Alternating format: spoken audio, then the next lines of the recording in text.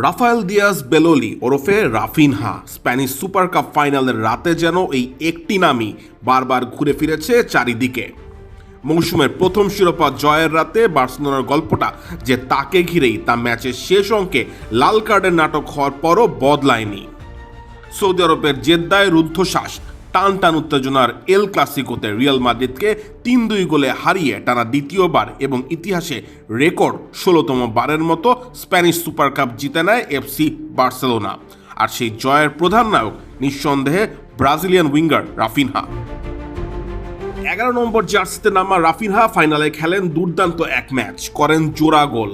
ম্যাচের ৭৩ মিনিটে তার নেওয়া শটটি রাউল অ্যাসেন্সিওর গায়ে হালকা ডিফ্লেকশন খেয়ে রিয়াল মাদ্রিদের গোলরক্ষক থিবো কোর্তোয়াকে ভুল পথে পাঠায়, আর সেটি শেষ পর্যন্ত হয়ে ওঠে ম্যাচের ভাগ্য নির্ধারণী মুহূর্ত।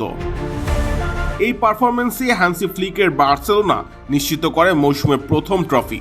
আমরাই নাম্বার ওয়ান। নাম্বার ওয়ান হচ্ছে মেরিল পেট্রোলিয়াম জেলি।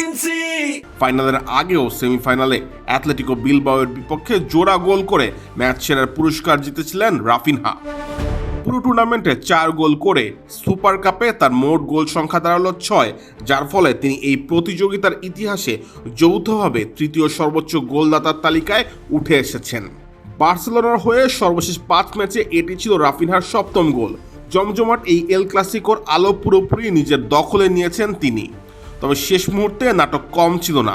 ৩-২ ব্যবধানে এগিয়ে থাকা বার্সেলোনা যখন জয়ের খুব কাছে, তখন ৯০ মিনিট পর কিলিয়ান এমবাপ্পেকে ফাউল করে লাল কার্ড দেখে মাঠ ছাড়েন ফ্র্যাঙ্কি ডি ইয়ং।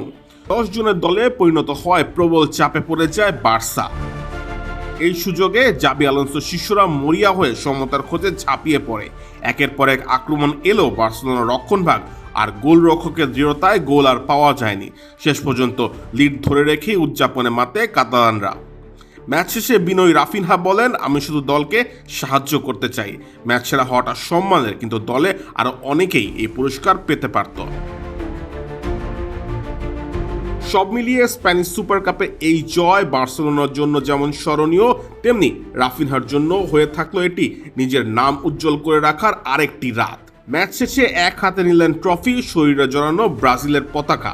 ইউরোপিয়ান মঞ্চ ব্রাজিলের নামে কেঁপে উঠল আরেকবার। কাউসার মুজিব অপূর্ব, খেলা ৭১।